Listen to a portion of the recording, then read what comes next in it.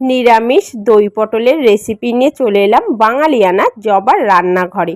Gas ধরিয়ে গ্যাসে কড়াই বসিয়ে কড়াইতে পরিমাণ মতো তেল দিয়ে দিচ্ছি। তাতে সামান্য একটু নুন আর হলুদ গুঁড়ো দিয়ে কেটে রাখা পটলগুলিকে দিয়ে দেব। আমি পটলগুলিকে এইভাবে ছুলে দুপাশে একটু চিড়ে দিয়েছি, যাতে পটলগুলি খুব ভালোভাবে ভাজাও হয় আর মশলাটা যেন ঠিকভাবে ঢোকে।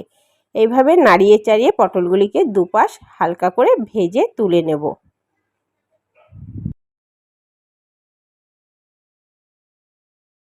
খুব সুন্দরভাবে পটলগুলি আমার ভাজা হয়ে গেছে, একে একে তুলে নিচ্ছি।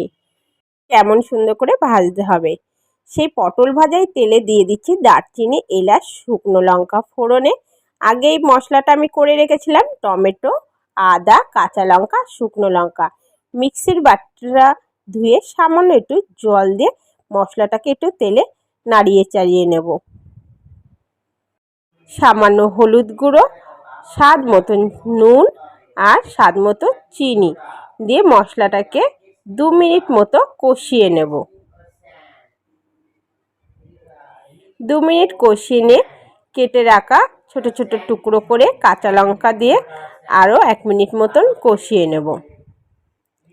দিয়ে দিচ্ছি সামান্য গরম মশলার গুঁড়ো, দিয়ে গরম মশলার গুঁড়োটা দিয়েও 1 মিনিট মতন কষিয়ে নেব।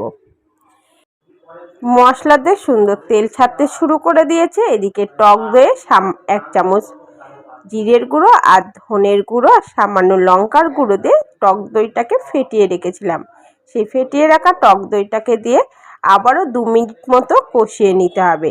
মশলা যত ভালোভাবে কষানো হবে তত সুন্দর হবে খেতে। 2 মিনিট ভালো করে কষিয়ে নিয়ে ভেজে রাখা পটলগুলিকে দিয়ে মশলার সাথে খুব ভালোভাবে মিশিয়ে নেব।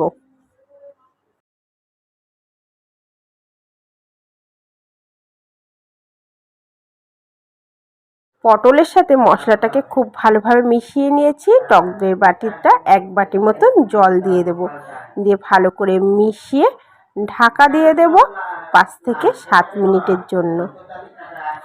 5 থেকে 7 মিনিট পর দেখে নেব খুব সুন্দরভাবে রেডি হয়ে এসছে দই পটল। এই নিরামিষ দিনে এই দই পটলের রেসিপিটা একবার করে খেয়ে দেখবেন, দুর্দান্ত লাগে।